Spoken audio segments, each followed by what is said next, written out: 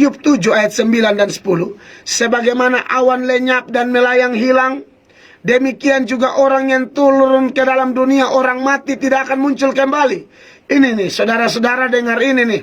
Saudara yang mau Katolika, Protestan, dengar dulu. Tidak ada kebenaran untuk panggil-panggil arwah. Itu tidak cocok dengan firman Allah. Itu dosa besar. Kasih makan orang mati, kasih makan leluhur tuh. Saya ngomong nih, saya mengasihi Anda.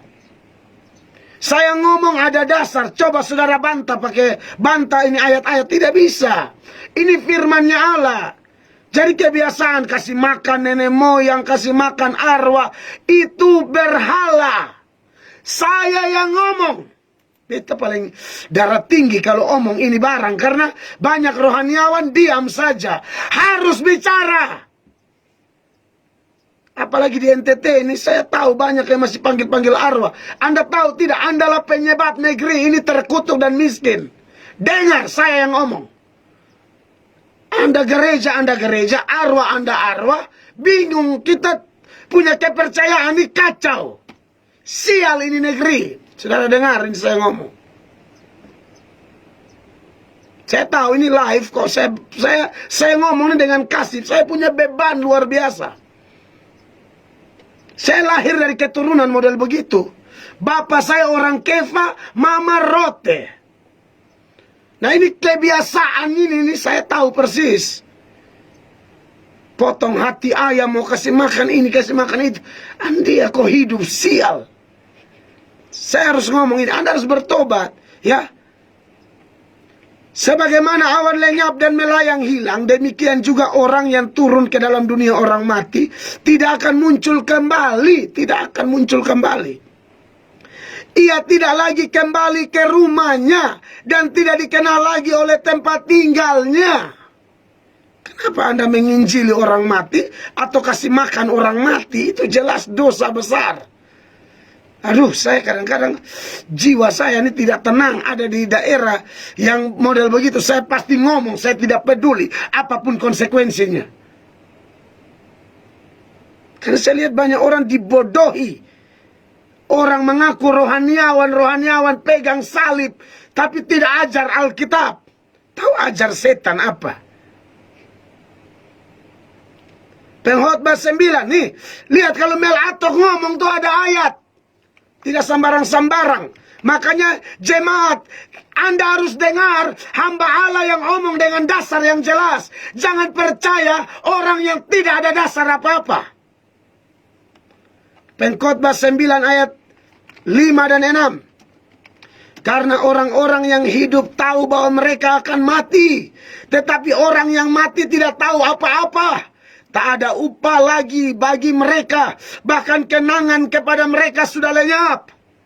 Baik kasih mereka maupun kebencian dan kecemburuan mereka sudah lama hilang. Dan untuk selama-lamanya, garis bawahi, tidak ada bahagian mereka dalam segala sesuatu yang terjadi di bawah matahari. Tidak ada bagian orang yang sudah mati di bawah matahari ini. Jadi jangan injili dia atau kasih makan. Makanya dulu di NTT waktu mereka bikin ini kantor gubernur baru, lalu mereka bunuh kerbau, lalu darahnya mereka taruh bilang untuk arwah saya kutuk itu dalam nama Yesus, bikin sial. Saya ngomong ada ini rekaman ulang lagi bila perlu. Karena apa? Saya lihat kok ini kebenaran tidak ditegakkan di kantong Kristen sendiri. Adat istiadat itu difilter. Jangan ikut adat yang bertentangan dengan Tuhan Allah punya firman. Saya ngomong dengan dasar ini, jelas. Saudara yang panggil-panggil arwah, kalau Anda hidup zaman perjanjian lama, Tuhan bikin mati kau. Ya. Karena saudara memang tidak belajar Alkitab sih. Kami datang ngomong firman, ada yang bilang ahli Taurat, ahli Taurat. Kau memang setan pakai kita tegur supaya bertobat. Kau tidak paham kok. Imamat 19 ayat 31. Janganlah kamu berpaling kepada arwah atau kepada roh-roh peramal. Dengar. Janganlah kamu mencari mereka dan dengan demikian menjadi najis karena mereka. Akulah Tuhan Allahmu. Imamat 20 ayat 6. orang yang berpaling kepada arwah atau kepada roh-roh peramal, yakni yang berzina, dengan bertanya kepada mereka, aku sendiri akan menentang orang itu dan melenyapkan dia dari tengah-tengah bangsanya. Imamat 20 ayat 27. Apabila seorang laki-laki atau perempuan dirasuk arwah atau roh peramal, pastilah mereka dihukum mati, yakni mereka harus dilentari dengan batu dan darah mereka tertimpa kepada mereka sendiri. Ya. Seorang pemantra ataupun seorang yang bertanya kepada arwah, Ulangan 18 ayat 11, atau kepada roh peramal, atau yang meminta petunjuk kepada orang-orang mati. Dan Anda tahu kenapa Saul mati itu? Salah satunya gara-gara itu. Tuhan jengkel sekali dengan Saul. 1 Tawarik 10 ayat 13. Demikianlah Saul mati karena perbuatannya yang tidak setia terhadap Tuhan, oleh karena ia tidak berpegang pada firman Tuhan, dan juga karena ia telah meminta petunjuk dari arwah. Dengar itu. Banyak ayat di Alkitab. Baca Alkitab supaya tahu. Kita hidup kok ikut setan punya mau. Padahal kita di NTT ini gereja. Isi dalamnya setan paling banyak. Siapa mau bantah ini silakan bantah. Coba. Kau pakai dasar abal-abal, saya cuci kau. Maksudnya begini.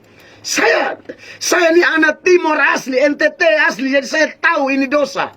Salah satu penyebab NTT miskin menurut saya. Ya, saya harus ngomong ini.